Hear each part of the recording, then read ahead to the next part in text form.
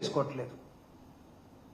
మీరు చూడండి, end result మీకేం కావాలంటే, సపోజ్ ఇక్కడ మనం ఇన్పుట్ ఇస్తే మధ్యలో ప్రాసెస్ జరిగి తర్వాత అవుట్పుట్ రావాలి. చంద్రబాబు నాయుడు గారి దగ్గర తాలూకు వచ్చిన జనాలలో అవుట్పుట్ కోసం వాళ్ళ కళ్ళల్లో కనీసం ఆనందం కానీ, లేకపోతే వాళ్ళ ముఖం మీద కాస్త చిరునవ్వు కానీ ఎక్కడ లేదు.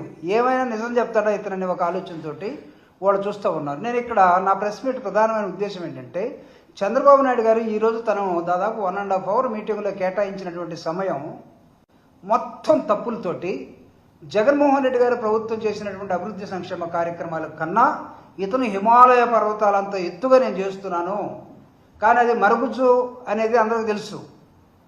ఆ ప్రయత్నం ఏం చెప్పాడంటే, రావటమే ఆయన పెన్షన్లు ఎత్తుకున్నాడు. పెన్షన్స్ అసలు ఈరోజు నేను ఎంత ఇస్తున్నానంటే ఆయన 33,100 crores అంటే 33,100 కోట్ల పెన్షన్స్ నేను ఈ సంవత్సరానికి ఇస్తున్నానని చెప్పాడు. కానీ పాపం ఆయన బడ్జెట్లో ఎంత పెట్టాడంటే, దాన్ని ఈ 33,100 కోట్ల రూపాయలని బడ్జెట్లో ఎంతవరకు చూపించాడంటే, ఆయన చూపించింది చాలా తక్కువ.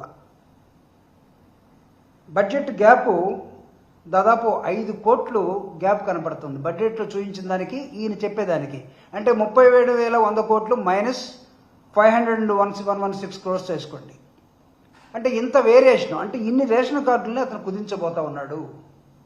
కుదించబెట్టి అతను ఏం చెప్తున్నాడంటే, నేను పెన్షన్స్ని జగన్మోహన్ రెడ్డి గారు నొక్కిన బటన్లకన్నిటికన్నా నా పెన్షన్లు ఎక్కువ అన్నాడు.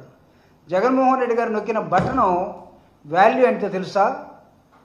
2,72,000 కోట్ల రూపాయలు. మై డియర్ ప్రెస్ ఫ్రెండ్స్, 2,72,000 కోట్ల రూపాయలు జగన్మోహన్ రెడ్డి గారు బటన్ నొక్కి, ఇలాంటి వేలవేరి లేదు, ప్రచారం లేదు, ఈవెంట్ మేనేజ్మెంట్ లేవు, కలెక్టర్ని పిలవాలా, ఎవరైనా మధ్యలో నేస్తే నీ కడుగు నొప్పా, ఈ గందరగోళాలు ఏం లేవు. 2,70,000